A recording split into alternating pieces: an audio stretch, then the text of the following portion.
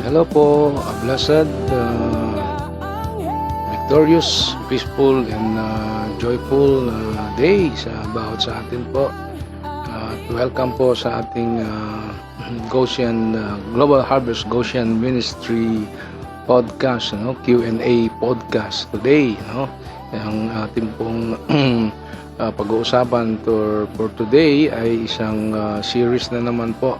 About how do I balance faith, family, and future series. Yan po yung ating picture for tonight at bukas, 2 days at series natin. How do I balance faith, family, and future series. Okay, so sa ating episode 1 ay pag-uusapan natin yung pong sinasabi nating faith comes first, but what does that mean? Faith comes first. But what does that mean? So ito po niyo pong lingkod, Pastor Edric Ancheta po. Welcome sa ating pong Global Harvest Goshen Ministry. Sa lahat ng ating mga listeners and viewers, thank you very much for supporting yung gawain po ng ating pong podcast po na ito for God's glory. So tonight, ay huwag natin pagtagalin at atin na pong tingnan yung pag-aaral natin ito. Alright, so sinasabi nga natin po na kailangan natin ng tinatawag nating pagbabalanse sa buhay po ng ating pong family, buhay, even po sa ministry na pinagkatiwala po sa atin. Sapagkat pag hindi po natin balanse ang mga bagay-bagay sa buhay po natin, mahirap po. Kaya po itong ating pong podcast, How Do I Balance Faith, Family, and Future series ay mahalaga po sa bawat sa atin. Alright, so we will talk about real struggles, real faith, and real hope. At today we starting a brand new series nga po called How Do I Balance Faith, Family, and Future series. Alam po ninyo, madalas natin tanong, paano ko babalansehin ang lahat, yung trabaho, pamilya, goals, at siyempre faith natin kay Lord bilang tatay, nanay, bilang anak, o bilang nagtatrabaho, negosyante, bilang workers. Paano natin magagawa sa buhay natin ang pagbabalanse? So lahat tayo ay kailangan, anuman ang status mo sa buhay mo, malaman natin kung paano natin babalansehin ang mga buhay natin. Kahit anong plano natin, parang laging may kulang, di po ba? And today's episode will help us start in the right place. Yan po yun, by putting faith first, So, kaya po yung ating episode 1 ay faith comes first, but what does that mean? So the struggle is real, Let's be honest. Mahirap po talaga i-balance po ang buhay, May mga araw na parang ang dami mong ginagawa para sa pamilya, very busy, Kahit nasa bahay ka lang, kahit sabi ko nga kahit nasa bahay ka lang, pare-pares naman tayong binigyan ng 24 hours. Kaya paano natin babalansehin ito, Kadami mong ginagawa sa pamilya, sa pag-aaral, sa trabaho, sa negosyo, sa ministry, mga plano po, pero nakakalimutan mo po si Lord. O minsan naman active ka sa church, pero pag uwi, ubos na ang pasensya sa bahay. Hindi ba? We've all been there, And maybe that's why Jesus said in Matthew 6:33, a very familiar verse sa atin, sabi niya, but seek first His kingdom and His righteousness, and all these things will be given to you as well. Ang ibig sabihin po ni Jesus dito, hindi mo kailangang habulin lahat ng bagay. Unahin mo lang siya at siya na ang mag-aayos ng lahat.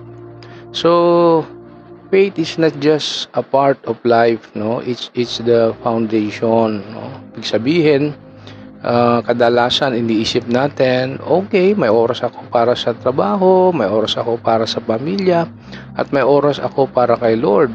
Tanong, may oras ka pa rin ba sa sarili mo, no? Pero totoo, no? Faith is not just a schedule, is the center of everything. Parang bahay po, kung hindi matibay ang foundation, kahit gaano kaganda ang design, guguho rin. Alam niyo, ganoon din po sa buhay natin. Kapag hindi nakaugat sa Diyos, kahit successful ka pa sa labas, no? Empty ka sa loob. Yun po ang mahirap, no? Ganoon din ang buhay kapag hindi nakaugat, no, sa Diyos. Kahit successful ka sa labas, empty ka sa loob, sabi ko nga po. Kaya nga sabi ko minsan, bago natin ayusin ang priorities mo, ayusin mo muna ang puso mo sa Diyos. Tama po? So that's that faith, no? Na kailangan is the foundation. So faith that orders your priorities, no? Faith that orders your priorities. Na ibig sabihin nito, when faith comes first, alright, everything finds its proper place. Hindi ibig sabihin na magiging madali lahat, pero nagkakaroon ng sense of direction. Yan po yung sinasabi nating faith that orders your priorities. For example, di ba, kapag si Lord ang una, alam mong pamilya mo hindi obligation kundi ministry, tama po? Kapag si Lord ang una, yung career mo hindi lang source of income kundi platform for influence. Amen? No? Kapag si Lord ang una, kahit uncertain ang future, meron kang peace kasi alam mong siya ang bahala. Ayan po yung tinatawag nating faith that orders your priorities. How about faith before plans? No? Faith, pag-usapan natin itong faith before plans. So let me ask you, paggising natin sa umaga, ano ang una mong ginagawa? Phone, social media, schedule o prayer? Alam nyo, minsan kasi gusto nating ayusin ang buong araw, pero nakakalimutan nating si Lord muna ang dapat kausapin bago ang lahat. Now, here's a simple challenge sa bawat sa atin. No? Bago ka magplano, mag-pray. No? Una, sabihin mo, Lord, bago ko simulan ang araw na ito, gusto ko munang malaman anong gusto mong unahin ko. Yan, no? Magandang tanong na yan. So, real life reflection sa atin, sa ating pong podcast for tonight, Q&A podcast. Maybe right now, you're feeling overwhelmed, no? Parang hindi mo na alam kung paano pagsabayin ang lahat. Tuloy ka na, no?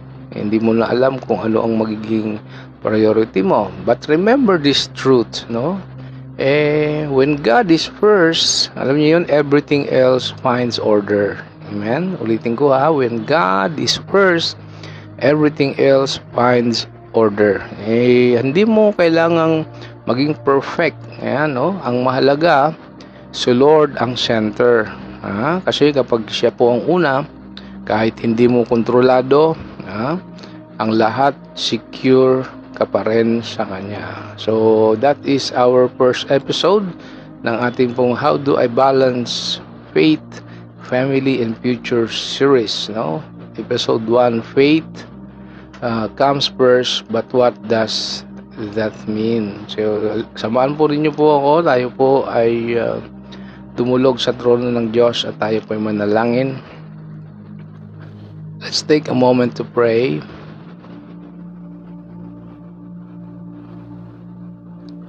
Lord, salamat kasi kahit gulo-gulo minsan ang buhay namin, hindi namin nababalanse ang lahat, you remind us to seek you first. Tulungan mo kami, Lord, na hindi lang ilagay ka sa listahan po ng priorities namin, kundi gawin kang foundation ng lahat ng ginagawa namin.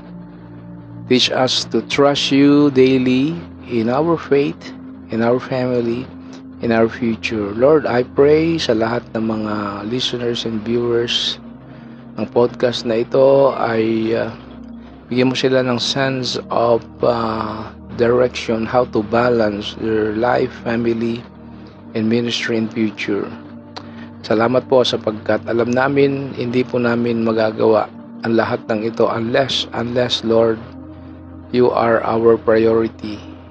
Kayo ang aming Diyos na pinagkakatiwalaan that everything will fall into places in order sa aming pamilya, sa aming mga plano, sa aming mga career, sa mga pag-aaral ng aming mga anak, even po sa aming mga ministry. Help us, Lord, na gawin naming balanse po ang lahat ng bagay upang hindi maging pabigat, ma-overwhelm kami or ma-overlook namin ang isang bahagi ng aming buhay. Salamat, Panginoon. Thank you for this podcast, and I pray na kami po ay natututo in this simple word of you na binibigay mo po sa bawat sa amin. Lord, I also pray to each of us, Panginoon, ang bawat aming family. We lift up to you everything sa aming buhay and whatever our concerns, problems, Lord, we lift up to the very throne of your grace.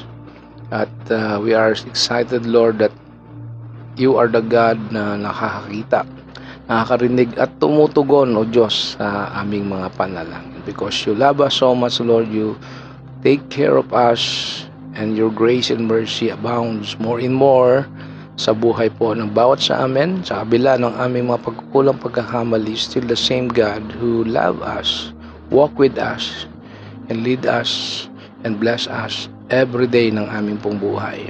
This is our prayer, this is our declaration. In the mighty name of our Lord Jesus Christ, we pray. Amen. So brothers and sisters in Christ, may the Lord strengthen your steps, steady your heart, and fill you with peace that comes only from trusting Him first, always.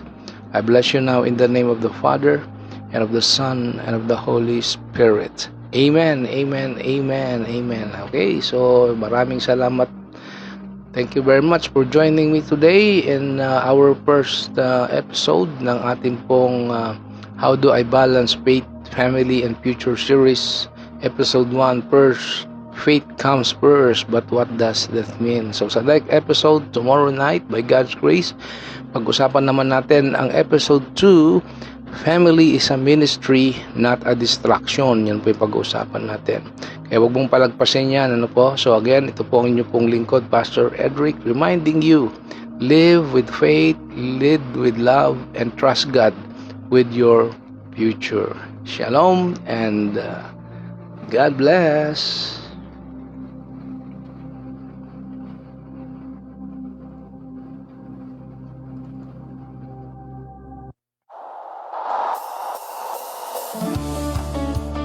Ngayon ay dumating, Diyos na